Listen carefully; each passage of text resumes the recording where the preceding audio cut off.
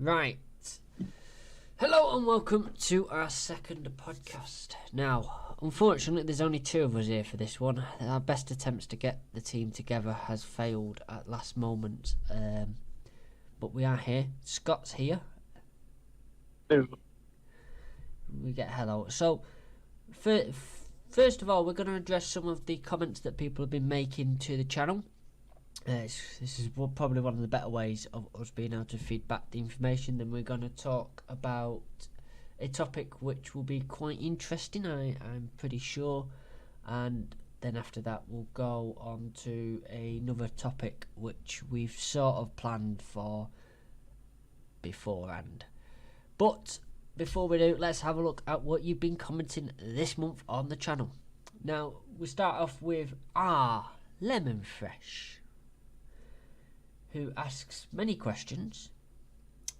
Some of these questions don't need answers, so they're going to get ignored, unfortunately. But there is Sorry, Sean. I think you should bloody answer him. All right, then we'll If answer. he's got the time out to ask questions, obviously. Well, have you seen all his questions yet? Yeah. So. Okay, so his first one is: have you ever been asked to drive a vehicle that you regard as unroadworthy? And the answer to that question is no, because if I regard a vehicle as unroadworthy, it will not be leaving the depot. No, definitely not. And no. And if it's out on the road and becomes unroadworthy, that's for engineering to drive, not you. That's as simple as that is. It's either to be towed in or it's for engineering to drive and not yourself. Right, what's your least favourite aspect of driving buses? Or should I say, what's your least favourite aspect of bus driving? Yes. Well, my answer to that question is impolite passengers. Going into work. It doesn't say much to say. Please and thank you. And traffic jams. I don't mind a good traffic jam as long as I don't need the toilet at the time. Mm.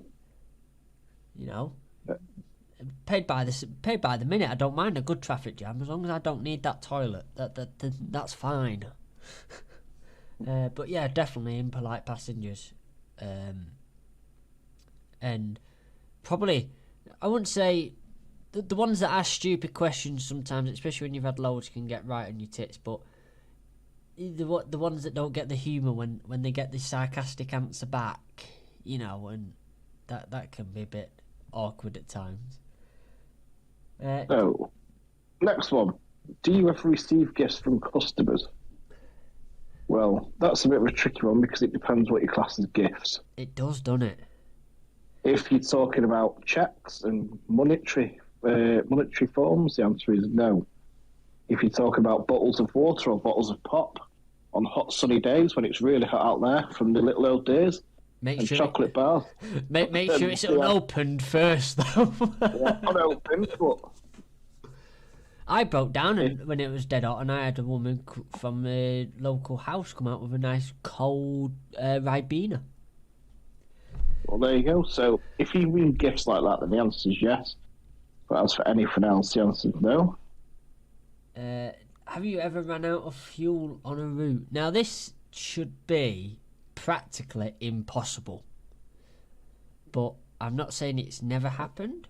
I've never had it, but I know it has happened in the past, and normally it's a fueling problem to do with the depots, but it should never really happen. Have you ever known it? I've run out of fuel once, and that was coming back to the depot dead, and that was obviously down to a vehicle being routed incorrectly. Yeah, so it wasn't in service. Yeah, it wasn't in service. It was out of service, coming back to the depot dead.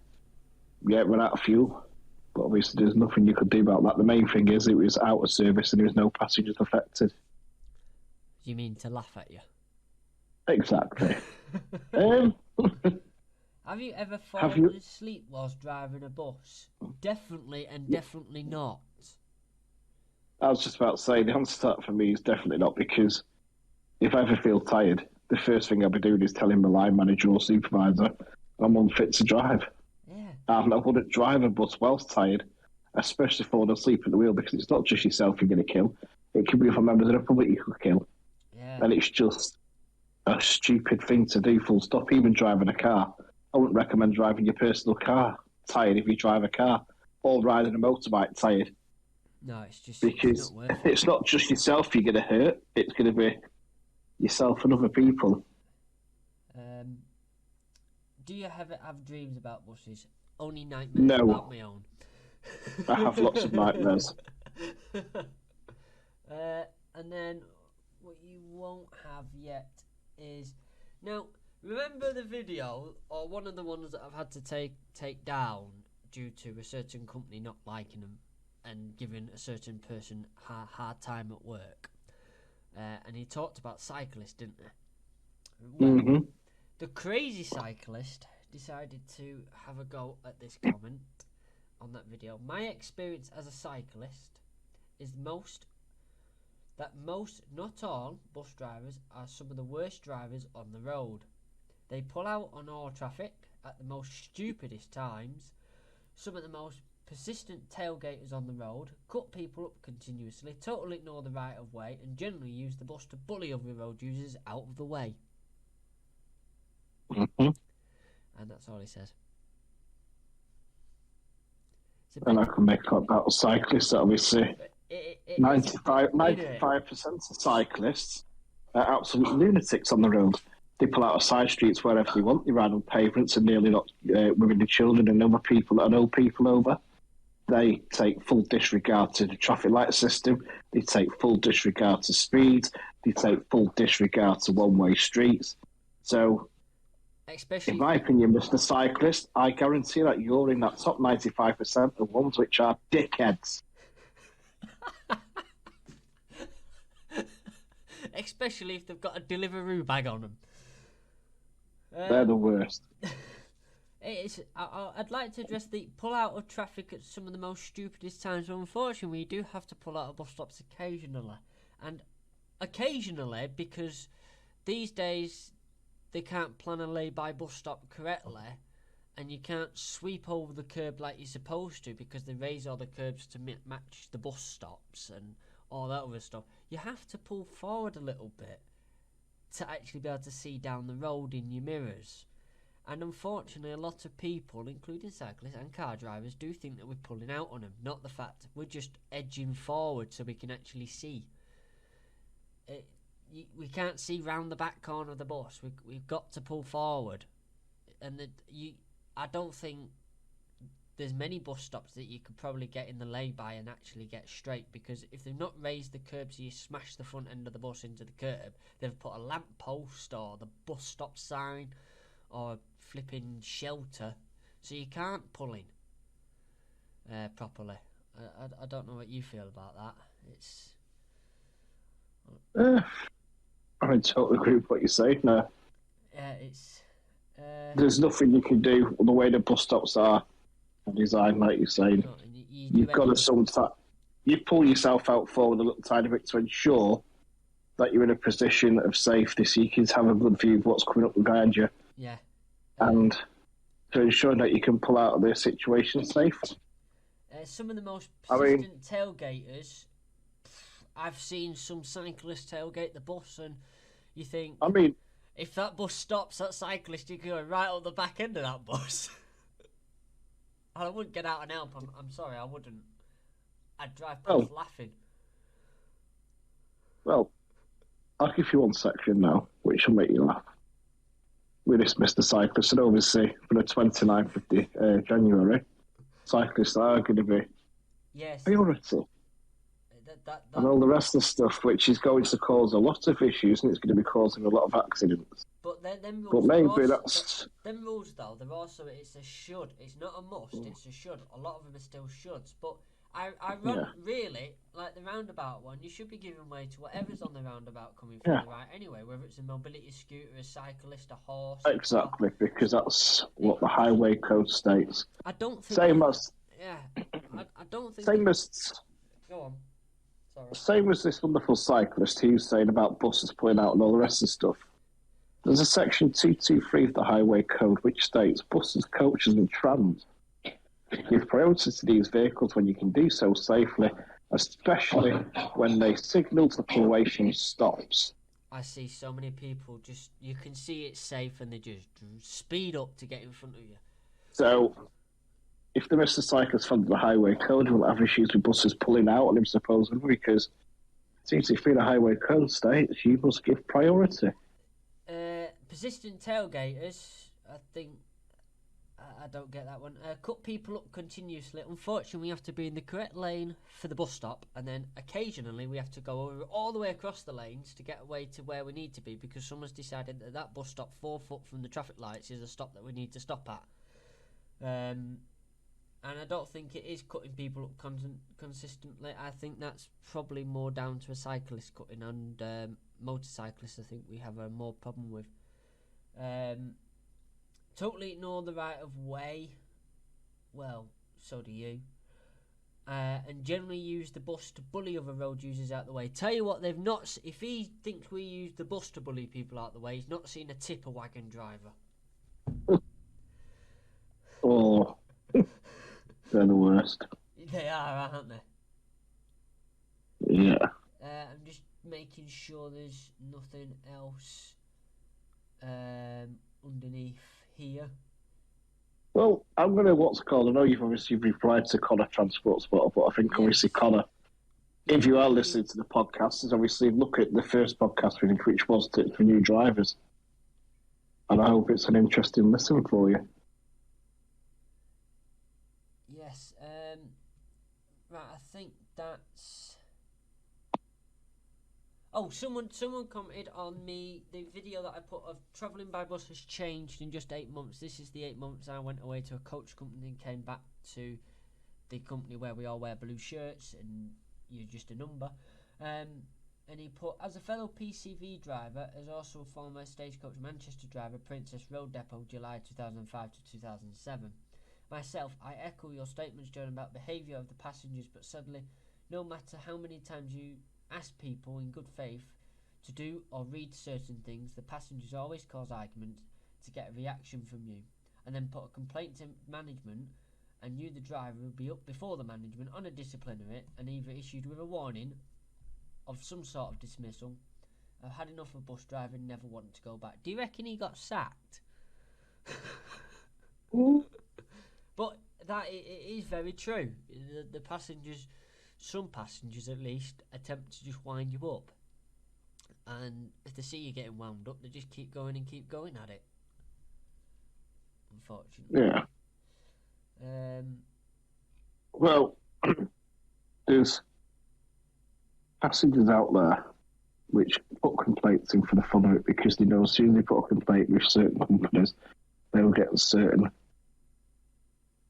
week travel for free. Yes. And that is why a lot of these passengers complain, because they know they're going to get something for nothing. Because certain companies apologise before even looking at the fact. Very, very true. Right, I think we can now move on. First of all, I'm going to do the TFL funding crisis, which is something that I know there's been quite a few bus accidents in London recently, and we all know of reasons why they happen, more to do with the staff being very overworked. But London has decided that they are in financial difficulty. Now, the Boris Master has been, or what is the new route master, has been a troubled bus from its beginning. I've only seen them in London, never been on one, but I know they've had a difficult upbringing, and this sort of emphasises why franchising might not be the best way forward, especially if a place has already come out of franchising. I mean, there's places like Blackpool, I can't think of any others now off the top of my head, Warrington's Own, they're all run by the council, so franchising in a way works for them. But the new Boris Masters are 7 years old, and that means in London they go through their midlife refurbishment. Now, for a normal bus operator, this happens once in a blue moon. Most things just happen as they go. But they are estimating it's going to cost them around £350 million. And I'd quite like £350 million, but it doesn't sound like TFL have that money either. They cost £350 million to replace for the classic one. Now, still, I'd like that £350 million, but they're going to use £31 million to carry out refurbishments and upgrades. And this is the problem with it. The Route Masters this time round are owned by TFL.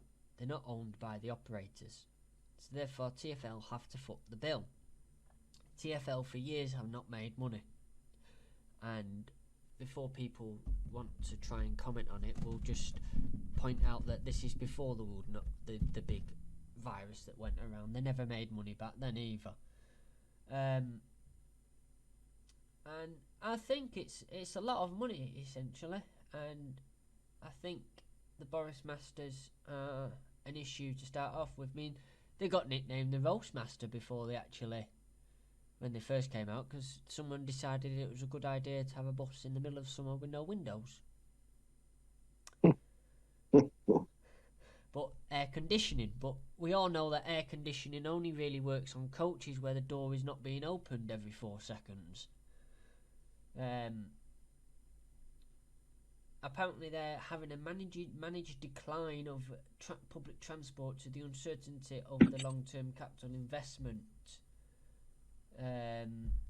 It wants to electrify 9,000 vehicles by 2034, but they're now delaying that by 3 years to 2037. Now, electric vehicles.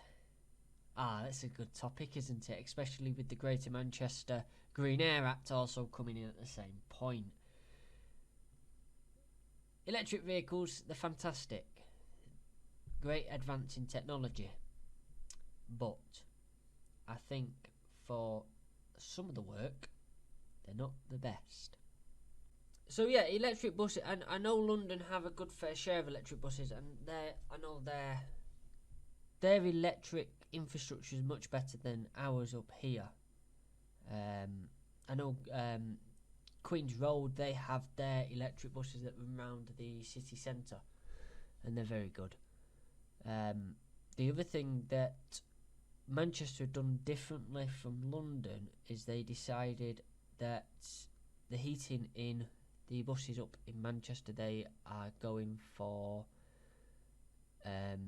they went full electric, where in London they ran by a little diesel sort of, like a space heater. So the heating is a bit better than probably what ours is. But yeah, they've gone for like a space heater instead, so you're not using variable electrical charge on running heating, which is a better choice, I would probably say.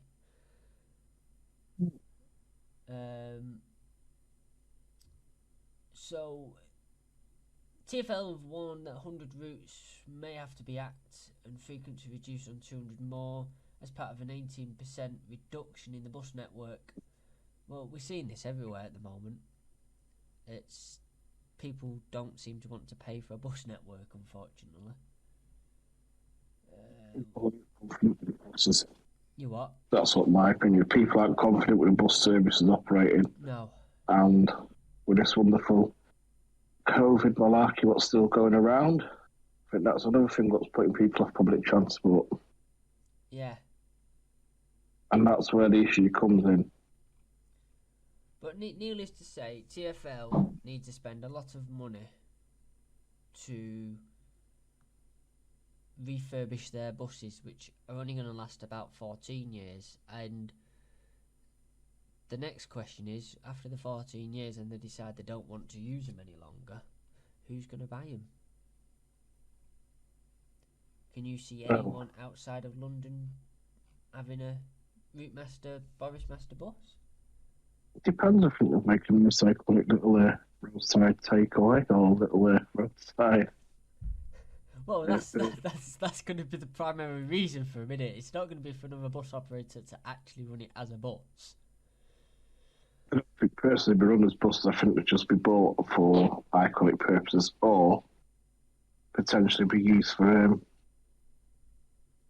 as you see, the bus play centres, what you see driving around. Yeah. Stripped out and either put full of video consoles, video games, or turned into play buses with poles and nets and.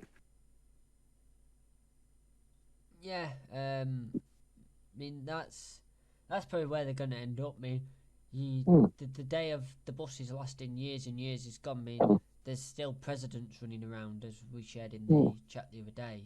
You know, how old are the presidents now? You know, they've done their life and done their life again. You know, probably been to the moon and back twice.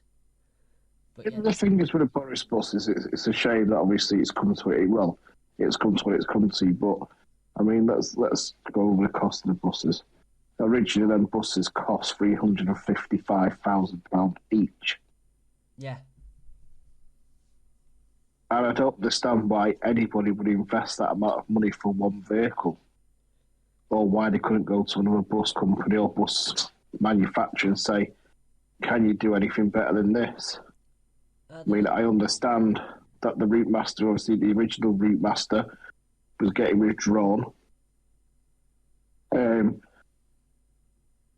Sorry, let me start again. So obviously, yeah, the original Route Master obviously getting withdrawn for obviously environmental reasons, I'm assuming. Obviously, they need a replacement for the old buses. But the red bus has been a London icon for years, and everybody around the world probably knows London bus. I can understand why they designed the bus obviously to look like the Route Master, but obviously at £355,000 a bus, so £355,000 a bus is a lot of money, especially when they bought 100 of them. It is a lot of money when they bought 100 of them. I mean, the final design was announced, I think it was, is it 2010, I think it was? When obviously when that bus, that actual design and bus was signed off, I think it was 2010. And obviously that's when they went into production. It had a very strong bus to live up to, and I think the whole design of it has just failed essentially, and it's failed because it's not so much moved with the times. I mean, it's got the opening back door at the back, but health and safety these days dictate that you can't have the door open at the back because when the bus is moving, because in case someone injures themselves. Even though we've been going around for years with people hopping on and off buses, and if you got injured, it was your own fault for hopping off the bus before it stopped. And now we can't have that anymore. So it's sort of gone down that road in respect. I mean, 31 million just to carry out the upgrades is a lot, and that's only an estimate. But then on top of that, TFL are faced with the big Herculean challenge of making a profit, or at least breaking even. And that means they've got to generate an extra £500 million a year, which is required under the government order that it breaks even operationally by 2023. That's a lot of money. I just don't see where they're going to get that sort of money from, other than another government handout. City council taxes, and that's very usual. It'll be also what are paying for it. Well, yeah, but can you tax Londoners much more on what they've got? I mean, it's already like £4 million just to have a coffee. Well, the only way then it's going to be what's it called, isn't it? A fare increase. Yeah, that's obviously the thing, and they'll have to look at fare increase and look at obviously. I know obviously London, is it £1.50 or is it something like that, or it's a really low cost? I think it's you tap on with you. £1.50 per trip, so you just tap on and that's £1.50. Well, that's the thing, but I thought the regulations in London was with an Oyster card. Obviously, if any listeners can obviously just clarify it. I thought with Oyster card, once you tapped on, you've got 60 or 59 minutes then to get as many buses as required, so you could use free buses within a 59-minute window and only get charged a one fare. I thought that's how the Oyster system worked. It sounds about right. I'm not 100% on the So, Oyster system.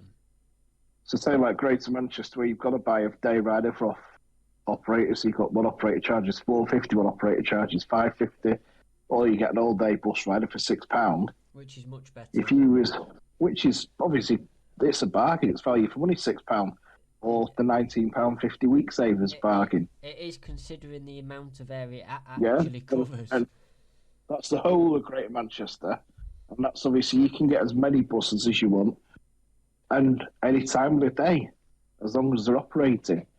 But for £19.50 a week, with people saying obviously in London it's the £1.50, well, if you can imagine, say myself or you getting free or having to get free buses to work, and we're only paying £1.50, we're paying £3 a day. Yeah. And that's where they're going to be losing the money.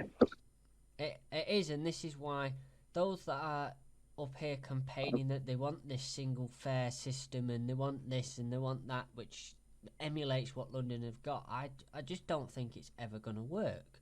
It might work in certain ways if implemented correctly, but especially the one fare to go from one side of Manchester to the other side of Manchester, it's just not going to work. You know. No, if they implement a one fare system, I think that's up to them to obviously put a one fare system in place. Yeah. But my same feeling on it is they need to look at still being able to provide a week ticket for somebody, because if they don't continue to provide a week ticket for any bus at £19.50 a week is what it is at the minute for a system one, then not only is that going to affect people may start refusing to use the buses. Well, there's that. Because in long term it could cost them a hell of a lot more. What if you get free buses in the morning, free buses in the afternoon, free buses in the evening? Yeah. I know people bang on about it, but essentially when you buy your System 1 ticket, you're buying it from TFGM anyway. So your funding's going to them, and then it gets split out amongst the operators for every bus you get on in when it's logged, and they get, I think, some pence worth of that ticket every time it's logged, and that's how they make money. They hope essentially that you buy your ticket and you barely use it. And that's sort of like the business model they go down, and then but people like, as we say, they're going down the roads of, well, it's really expensive to travel by bus, I'm not paying £5 and then I've got to pay this and that. Well, just pay the £6 then, and you got it for whichever buses you need in Greater Manchester, you know. Or you 1950, and that's what I used to do. I used to get a System 1. I didn't necessarily need one, but it just meant that whichever bus turned up first, I didn't have to go, oh, I can't get on that one. I just got on it, and I just used the bus to get to where I needed to be, rather than have to hope that it was going to turn up.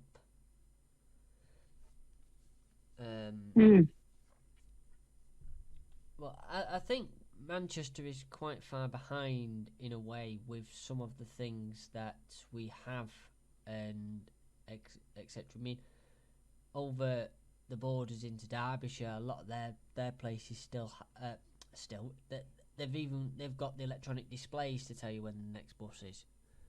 We're still struggling with a timetable in Manchester on some bus stops. Well, I think if you look at Derbyshire, I think it's bus operators which are paying for that technology. Yes. It's not the councils; it's the bus operators. Yes. So again, something that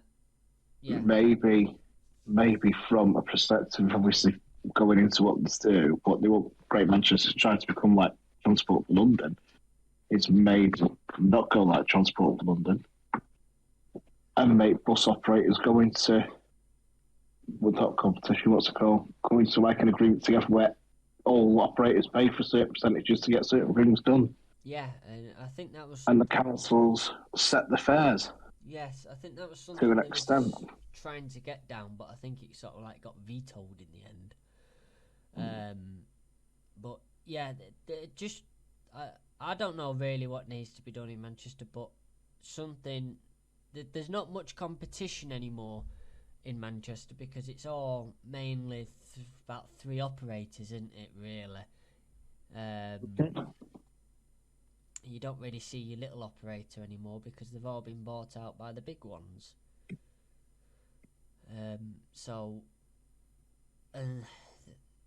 It's one of them. Depending on which side of Manchester you live on, depends on which operator you have to rely on.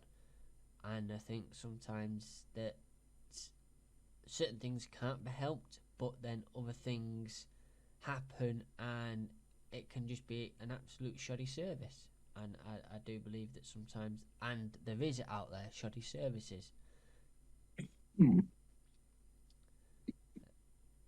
But again, I think that's where the council should hold operators to account for that reason.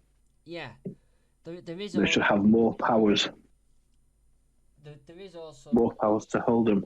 Yeah, there is also that argument with the fact that of the tendered services, and a lot of services, if it's deemed necessary, they'll get a tendered service, so i.e. paid for by the council, or in this case TFGM, that, and then the operators bid on that, and the lowest one wins essentially. And people complain about routes being axed and cut and all this, but if the council TFGM no longer would feel that it's socially necessary to run a service, it's just one of them things, one old dear picking up her shopping every week is not going to pay for a bus service, and no one's going to want to run it for that. But then if you look at Derbyshire again, it's what they pay for essentially, because there's plenty of buses in Derbyshire that run between little villages and pick no one up, but they're there because it would bring too much hardship to residents that don't have a car, essentially. Where in Manchester you don't really have that problem, because everyone, you sort of, doesn't matter where you are in Manchester, you sort of inside of a taxi or a bus, of a different bus of us, but it does happen. There is certain services that do get cut that could be necessary, but unfortunately, if the British public, Manchester public, aren't willing to pay for the service, then it's going to get cut. And that's just one of them things. I think that's everything on that, isn't it? I think that's everything on that, but yeah. So, on our last topic, how long have we gone? Oh, we've only been going for half an hour. This is going to be a short one. Our last topic it's something we want to cover now. Mancbuses have been helping out another preservation group, which is the 646 preservation group, and they decided to post that they needed some work doing on the vehicle, and if anyone would like to donate, they can at such a link. And that got a comment by someone that it was the case of, why should we pay for your bus? And this attitude is something that lasts across a lot of bus preservationists. It's not all, but it is prominent in the younger generation, and that's just a pure observation. I know Scott's not done any rallies yet, really, where he's ran a service, or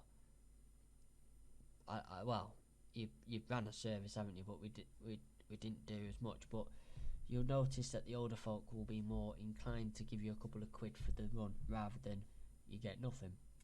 Yeah. And it's a sorry state in a way, and I think that other bus preservationists should be encouraged to ask for money, not going out in the street and begging, but being able to make it available if they wish to donate. People will donate if they want to see a certain vehicle on the road, and people don't understand, especially a lot of people that don't own buses. I mean, the person that commented, he does own one, so I think there's a bit more to it than that maybe he wanted some help and didn't get any, or is just a bit, but preservationists are getting younger, and at the end of the day, we're all getting a piece of history. It's not cheap. It's far from cheap, and we all struggle. We all try and manage ourselves. We have the Mancbuses group, and we try and manage between ourselves. The only reason we have donations is for the YouTube channel itself, essentially, and it helps us be able to get more content. But as I say, it's not cheap, and I think more should be encouraged to at least give that opportunity for donations, and people should feel a little bit more inclined to give. I mean, when you go to a museum, for example, you don't think twice about giving an admissions fee or a donation here, there. For, if you say, take the railway museum, some of them trains and stuff will be owned by private individuals. Some will be owned by the museum themselves, and when you donate, you'll be donating to a whole as a collection. And I think that's just people don't think about it like that when it's me or you, and we're posting on, say, Facebook and asking for a donation to help fix what is essentially our bus or your bus or whatever. And they don't. I don't think people understand that just a fiver here, there, or everywhere just helps. I think what you're trying to say, Jordan, is if people ask for help, and is anybody out there who's able to help, then feel free to do. But at the same time, don't victimise people for asking for help. Yes, very much so. I was trying to get them words, I just couldn't find them. But because that's basically what's happened. This is obviously there's another preservation group. It's either 646, maybe changing to 696 preservation for personal reasons, which everybody has personal reasons, can change fleet numbers, whatever they want to do. very much so. And obviously, I know this person personally, and it is for for a nice reason. I'm not going to say it on here because it's not my space to say, but obviously, I'm sure the history of this bus will come out at some point on why they do what they want to do with it. But there's a 15-year-old lad who wants to learn how to preserve a bus, who wants to help out and get involved in preserving a bus, and he gets a handful of abuse from an adult, which, or I can only assume an adult, over social media, is disgusting. It is. A simple no thank you or yes where to donate is great and thankfully enough. Or even don't better, start not giving bothering them commenting a full stop. If you're not going to bother, just don't bother commenting. Don't start giving the young lad a load of grief because he's trying to do something and learn a skill whilst doing it. I mean, it's not even his bus. He was trying to help out, and that's the abuse he got. Yeah. And as I say, if you're listening I hope you're a bus enthusiast. If you're listening, if not, you welcome. You've stumbled across a whole ground of this. If you stayed this far along, just when you go to shows and stuff, just take a bit of coinage with you, and don't be afraid to put your hand in your pocket. And if there's a donation tin, put it in it. If there's not one, and you've really liked the bus that you're on, maybe the driver doesn't want to put a donation tin out. Just say, look, here's a couple of quid, thank you very much. And most people will appreciate it, even if that couple of quid only buys him a coffee for that day. You've gone there, you've shown appreciation for the hard work that an individual or a group has done to preserve a vehicle. These vehicles, especially the older ones that are now clocking on 40 years, they are hard to keep on the road. Try and imagine keeping something on the road that just wants to rust away. Maybe not the older ones, most of them are pretty solid these days, but especially like the generation that are keeping B10s and stuff like that, and they just rot for the fun of it, them. You know, park that in the field long enough, it'll just fall to bits. And it's not cheap, it really isn't. So just showing some appreciation. I mean, I think I did one rally, and this is when I had the B10, and some kid decided to put grease of some description, Vaseline or something, all over my back window and my seat.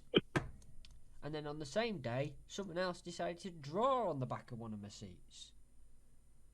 And that prompted me very quickly to reinstall the CCTV that vehicle had fitted. Very quickly got a DVR and very quickly refitted it, because I weren't taking a vehicle to a show and then having it abused, and it's the same as the people that sit there and want you to rev the arse off it when you the kick down and but at the end of the day, it's my Sounds fun. yeah, but it's my engine at the end of the day. If it goes wrong, it's not an operator. They don't just come out and fix it or tow it. Poor Muggins here, or whoever it is, has to fix it. So they're not going to rev the arse out their engine when they're cold, and they're not going to drive it within an inch of its life, because you're trying to look after it. And don't be mad if a driver doesn't drive it to an inch of its life, or doesn't use kick down, or doesn't do this, because, as I say, at the end of the day, it's their engine. I don't know if there's anything else you want to add, Scott, about that. We've got 15 minutes. I haven't really got anything to add about that, other than obviously, like I said, if you go to a bus show and you do see something you like, show appreciation. I mean, I've started personally going to the stalls. Every single bus show I've been to, or every sort of event where I've been to with a bus now, is when you see them stall holders and they're selling models of buses, or they're selling memorabilia. Even if it's just a pin badge, what you're paying £2 for, that's keeping them going, so they can keep giving a history to people.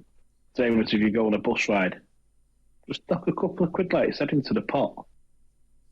That couple of quid's not going to get them very far, but if 15, 20 people drop 2 quid in, that's 60 quid. That can go towards insurance costs, it can go towards tyres, it can go towards all sorts of maintenance costs.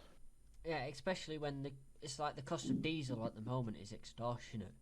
So trying to fill a bus up to take it somewhere, especially when you'd be lucky to get 10 mpg out of a bus, and that's only if you're going downhill and the wind's in your favour. It's costly.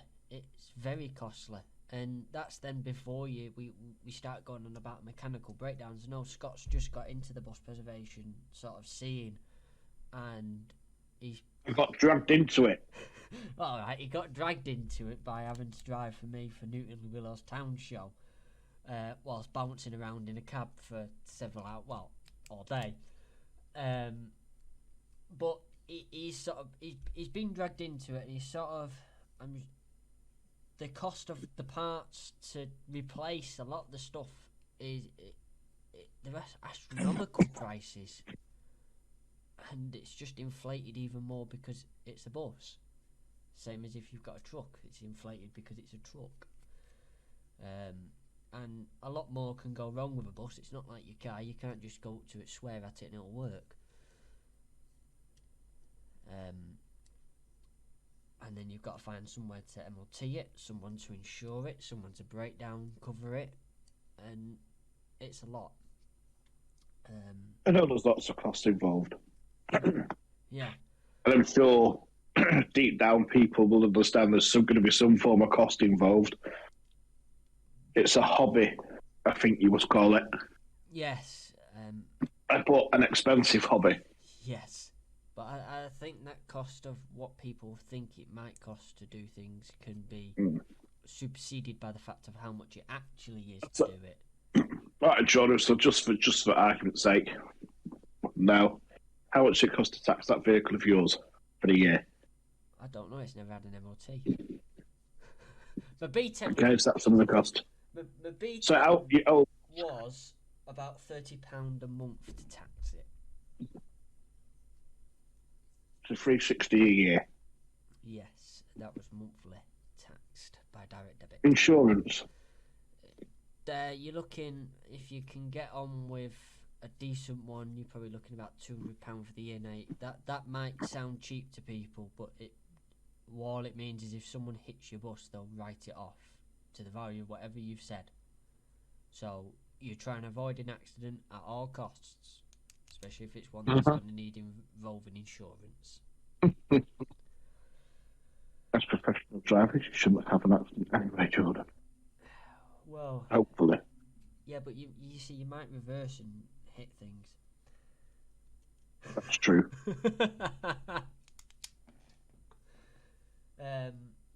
Go on.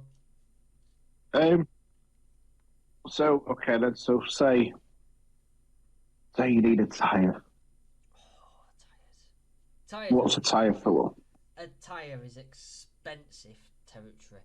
You're probably looking Yeah. about £150. I think it was £165 per tyre for us, and then you're probably talking about £90 for a professional to come out and fit it on the rim, or you get your mate to do it for a bit cheaper. But essentially, when we bought 2 tyres, it was £400 for the tyres, and then it was going to be £190 for someone to come out and fit them. But it's expensive work, isn't it? It is, especially when you can get your car tyre for about £100, or you can get a part one for £40, have it fitted on the car in minutes. Well. You know, even just, we need a new fuel tank, and that's £225. You or used one? That's That's brand new. Is it worth going brand new? It is when you're talking fuel tanks. I'd always say try and get brand new parts if you can. It's not always possible. I've done my fair share of junkyard diving and got what I can from there. You know, our back lights are from a junkyard, but they work. Just. The biggest problem with a scrapyard is when you take parts off vehicles that are there, you don't know why that vehicle's been parked up or scrapped. You don't know if the part you're taking off has a good lifespan left or it's knackered already. And if you've paid a fortune from it from the scrapyard, by the time you've travelled to the scrapyard, paid for the part, travelled back and then messed about fitting it, and then it doesn't work, you'd have been better off just buying the original and the good one and the one from the shop. I'm trying to think of other costs that I've currently got. ATF is about, for that bus that I've got, well, for the B10 and that bus, it was about £100 just for the gearbox oils, and I think it was about that for the engine oil as well. Not that the B10 ever got fresh engine oil. So overall, it's expensive. Very. I think it's safe to agree that, isn't it? Oh yes, very expensive. Anything else you want to cover in the last 10 minutes? To be fair, I don't think there's anything else we can cover at the minute. I mean, obviously we talked about the Boris bus, and obviously it's a shame if the Boris bus does have to go. But at the same time, it's where they're going to get the funds from. Is it going to watch this space and see what happens now? What we're going to do about Manchester or Greater Manchester, is that going to be going ahead? Or we're going to have to wait and see what happens there? In reference to the franchising system or the Andy Burnham bus situation, we'll have to see what's going to happen there. Oh, there's another name that's going to get daggers in this podcast. Yeah. I mean, I can understand where he's coming from. He wants to obviously big it up for the people in the town hall. He wants your votes and he wants more and more votes, but so he's going to do what every good politician does and lie. But yeah. To be very truthful with you, I think Mr. Burnham sort of had his day now, in my opinion. I think he's pushed as much as he possibly can push. I think the fact that he's trying that we've talked about in this podcast has also had his day as well. Quite frankly. Mm-hmm. We shall have to see. You can't have your cake, you've got to eat it, haven't you? So it wasn't. It was a surprise cake at a surprise business business meeting. Surprised that's actually the truth. Well, yeah. But he was also the quiz master at that surprise birthday party. Yeah. But anyway. Does that come as a surprise to you? What I could take from this podcast that we've done is it doesn't really work very well with two people. It does work with more, Well, better. it works better with more. I mean, we're trying our best, but obviously, Yes, you got to take into account. I was in work at 4:45 this morning. I was up and out the house for 5 o'clock this morning. Let me get my violin out. Is that the world's smallest violin by any chance? It is, yes. It's microscopic. But what I'm saying it's obviously it's a bit hard. It's a bit hard to get us all together. We all need to get together at some point. Yeah, obviously Caelan's unfortunately had an incident at home with a technical issue with his internet, so he's unable to get online because, obviously, as we said, he's only a young lad. He used 25 gigs of data over the weekend, so he has no phone data either. Wow. So that's a lot of pornography. Oh, he says it. Oh, well, if you fast. We'll clear this up now with that joke. We all know every young lad that's in high school has seen pornography and watches it. That's the joke. End of. No need to comment on it. Carry on. Mm-hmm. But it's what's it called? I think, as he was saying, he was looking at pants for 646, 696, the Scania, and trying to do other stuff as well. So it's been. That shouldn't use that much. But yes, it's been a weird month, really, hasn't it? It's been an all hands to deck sort of month because we've been starting our new things that we want to do for this year, and I even got dirt under my nails, Jordan. Wow, bloody hell! I know, and I got my hands covered in paint. It's just been chaotic. I mean, today when this was recorded. I mean, I've been up at the bus since I think about 10 o'clock, and I didn't leave until just before 5. And normally I'm gone by 4 o'clock because I don't like staying around up at that yard until he's virtually closing. And I was there until closing, trying to sort things out and get things ready. And the main thing is, John, is the fact of the matter is that bus has really has been like a long time coming for you, now, hasn't it? We'll see. And obviously once it's done and it's out on the road, we'll see about that on the 16th. Then we'll be happy, and it can get to shows, and it doesn't have to look the most best. It can go in the condition what it's in. If it has to go to a show looking like that, it can go to a show looking like that. Well, it's a work in progress. Hopefully the weather will come soon and I'll be able to get it painted. See, it should look good once it's painted. It should, yeah. It's just getting some of the colours together and then finding someone that can help physically design the 464 livery again. So that's basically what that one's going down. Well, maybe that's a suggestion you could do, because what you're going to do, you're going to be putting graphics. Is it graphics or you're going to be painting it? What do you need for it? It's all the graphics essentially, but for those that want to know what it's going to look like, on the 1st, when this is released as well, check out our Facebook website, and there'll be a newsletter for everybody on there, which actually has 2 images of what we're aiming for. It's easier to just say that than it is to try and explain, but the 464 is a chaos livery, and we could go for the standard Rosso livery, but I quite fancy the 464 livery with the easy ride on the front. Would you like an easy ride?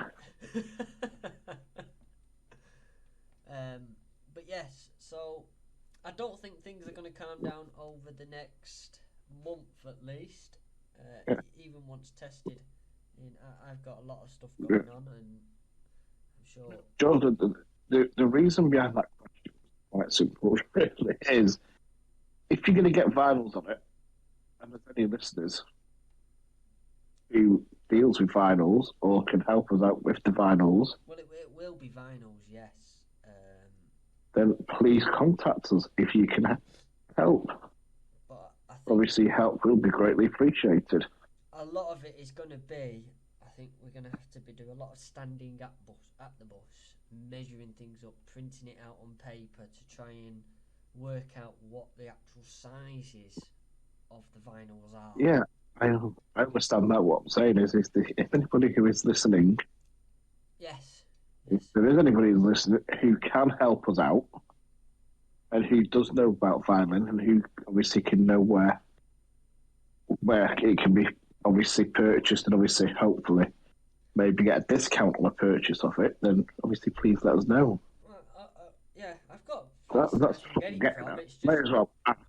yeah, I've got places I can get it from. It's just having it designed. That's the biggest part of it, is having it designed. Because Is there anybody with any 3D graphic design skills or anybody with any skills who knows how to do that sort of stuff? Because Rochdale Sound, if there is listening, let us know. Don't seem to want to help very much. I mean, I believe they were the people that did the Rosso liveries, but they don't seem to want to be of much help. So it's going to be, again. They don't seem to want to be of much help, so it's going to be a manual design job. But yeah, maybe speak to Rosso direct. It's Alex Hornby. Yeah, speak to him. I've got him on LinkedIn. Yeah. Excuse me. So yeah, but I think we're just going to finish this off now with obviously, if you like this, there's going to be another one on the 1st of the 3rd. We've also got, you can support our channel and help us try and find more time to do things like this, or do other things at patreon.com/Mancbuses. We've got loads of tiers available, and they all open up different things that we make available when we can. A lot of this, go on. If for some reason you don't like this podcast, or you haven't enjoyed this podcast, or you can think of any ways that we can improve this podcast, then obviously please let us know as well. Yeah. Every little helps. I mean, I know we're not Tesco's, but every little does help, Jordan. What's that, Tesco's? I thought it was Asda. Oh, was it Lidl's? Oh, no, that was Aldi. No, it wasn't. Tesco's is every little helps, but didn't Asda have one where the tapped? It was. Oh no, that's Asda price, wasn't it? Ding ding thing, wasn't it? Oh, I don't know. We're going down a tangent here at 58 minutes. 2 minutes to go, and we've reached our 60-minute target. Yes. So yes, you can find us on Patreon. Patreon's the best one out of all. We are on YouTube as well, where you can find all our videos, and you've probably found this podcast on there as well. You can become a member on there, but we do prefer it over on Patreon. It's much better.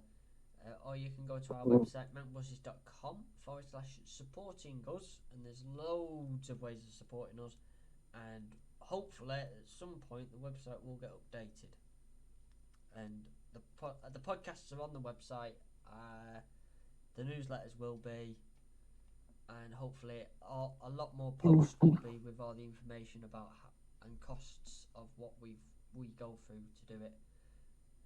Yeah. But primarily, there might be a live video, I'm not too sure, on MOT test day. We'll have to see. Depends on Yeah, see if you can find it. Well, it depends on how that day goes. I mean, I'm sure we can do a little bit of a live. Depends who's driving or what have you, and how the day goes. We need to discuss. Sorry. My dog's just been eating duck nuts. And he's just come to give me a kiss. Nice. Mine's soaking on the sofa. It smells of death.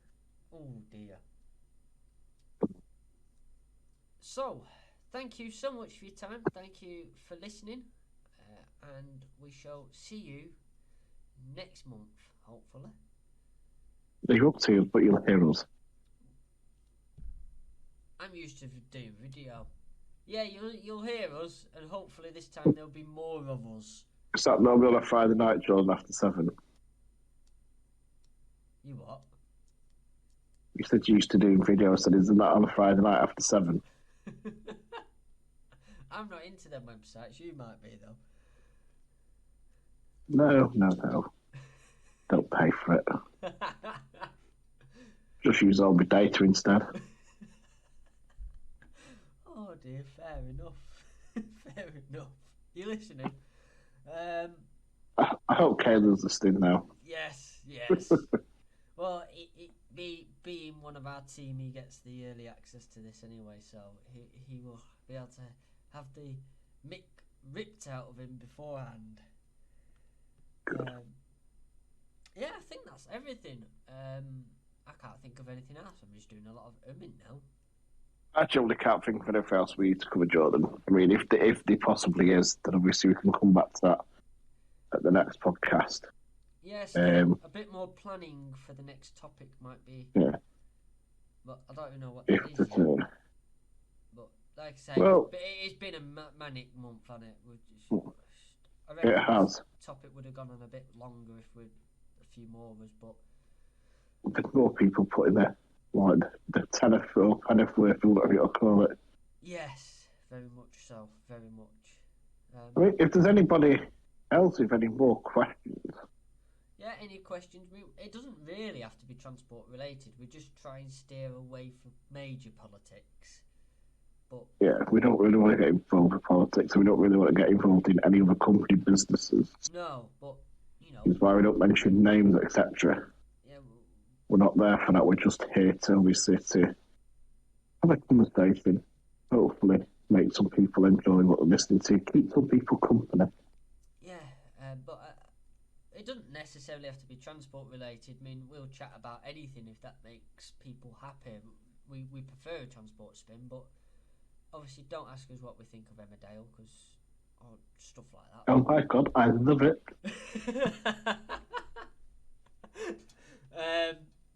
But yeah, if there's anything that you want to have our views on, then that's obviously it. But bearing in mind that it can't be like video related because we can't see, you can't see what we're watching. But yeah, so right, definitely gonna go 1 minute 3. We've done 60 minutes. We're gonna love you and leave yous. Thank you so much for listening. I'm never gonna get over that. Yeah, good night. Bye bye. Bye guys. Speak to you all soon, hopefully.